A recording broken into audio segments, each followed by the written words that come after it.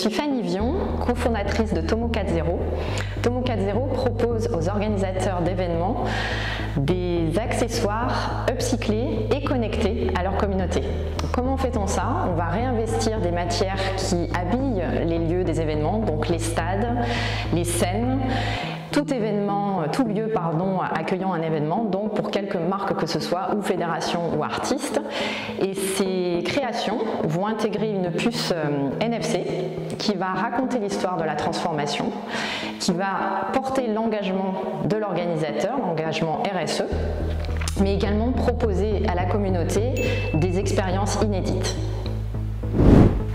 Le marché auquel on s'adresse va être constitué des acteurs du monde sportif, donc les organisateurs d'événements, les championnats, les tournois, des fédérations, des clubs. Ça peut être aussi des artistes et des festivals, toute marque qui aurait à organiser ponctuellement un événement dont le lieu sera habillé de matières textiles personnalisées et du coup éphémères. Nous réinvestissons ces matières-là pour leur donner une deuxième vie. Tomo 4.0, c'est une jeune entreprise naissante que je porte avec Romain Verlomfried, mon associé, commissaire-priseur, qui est spécialisé aussi dans l'art digital. J'arrive pour ma part avec une expérience dans l'upcycling textile et à tous les deux, on porte aujourd'hui ce projet pour lequel des ressources vont nous rejoindre de manière imminente et ceci afin d'aller répondre à nos futurs contrats qui sont pour cette année 2024 très orientés sur le monde sportif, les JO bien sûr, mais aussi tous les festivals assez nombreux dans notre région et d'autres marques engagées qui trouvent en notre proposition une solution nouvelle pour illustrer leur démarche.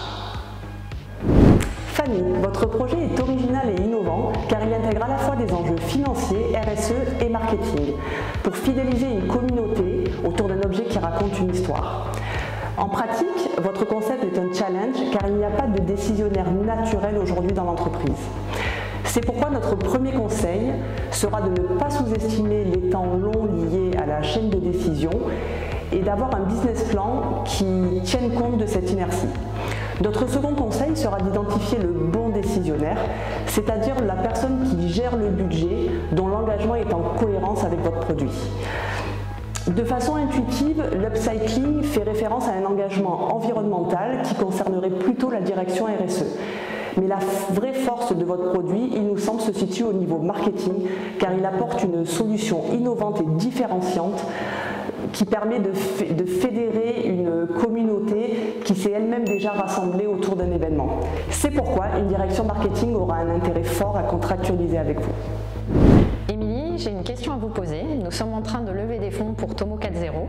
Nous cherchons 300 000 € actuellement, supplémentaires, et nous ne souhaiterions pas diluer nos parts respectives. Quelles pourraient être les solutions que vous auriez à nous proposer?